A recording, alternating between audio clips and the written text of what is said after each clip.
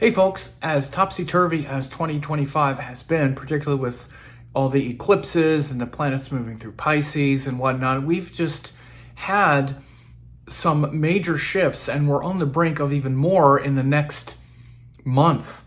By the time we reach the end of May 2025, we will have had Saturn move into Pisces, where he's going to be for the next 2.5 years. We will have Jupiter move into Gemini, where he's going to be until May of 2026. And we will have Rahu and Ketu moving into the signs of Aquarius, where they're going to be until November 2026.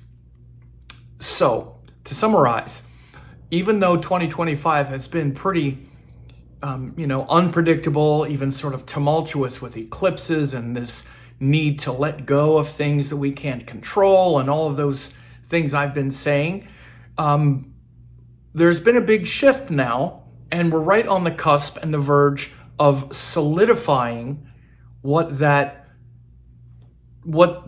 Pisces eclipse time has meant, now that Saturn is there, sort of cementing and solidifying this need to let go and what we put in its place. In addition, Jupiter moving into Gemini from the middle of May until May of 2026 is bringing our teachings and inspirations into that realm of intelligence. And Rahu and Ketu are moving now from Pisces into, from Pisces and Virgo into Aquarius and Leo. So anyone who has any planets in those signs and or, just in general, wherever those houses fall in your chart are going to be under major change and shifts and transformation by the end of May, which is the next few weeks as I record this in early May. You will be wanting to know what these shifts mean just for you. So again, what you're needing to solidify, Saturn in Pisces for the next couple of years, solidify and surrender at the same time, how you can bring your teachings into a higher sense of discrimination, scrutiny, communication, curiosity, which is Jupiter in Gemini. And again, where did those signs fall in your chart when you were born? And Rahu Ketu moving into the Aquarius Leo axis, where does that axis fall for you? So for me, it's the 3rd and 9th house axis, because I have a Gemini rising. So Rahu going through the 9th, Ketu through the 3rd. This is a shift from where they were.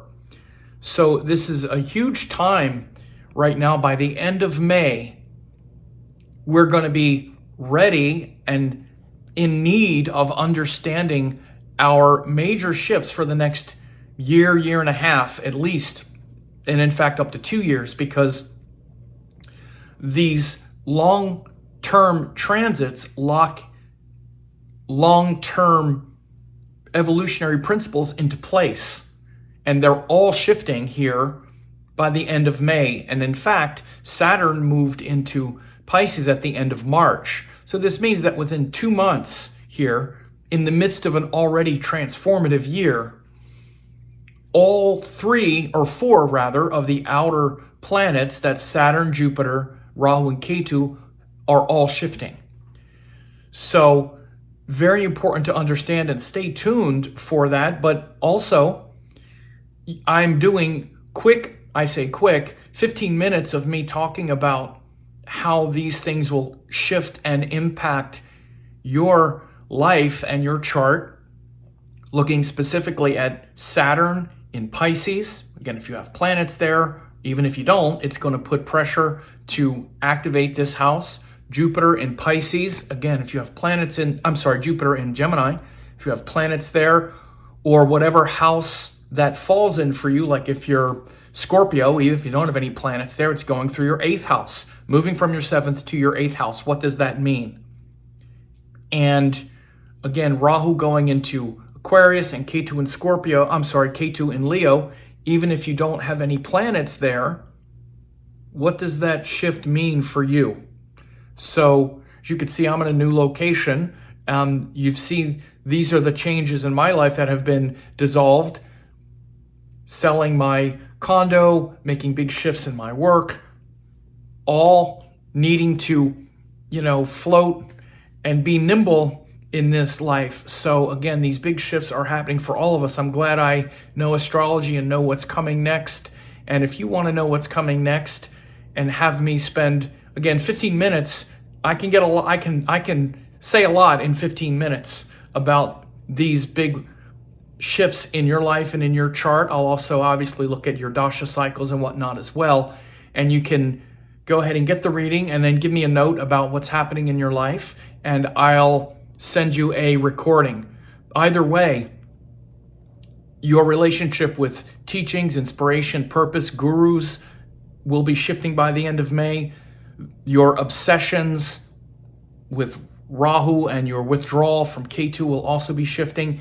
And Saturn has already moved in Pisces, but that's more of a long-term shift for the next couple years, and you want to know what this means to you.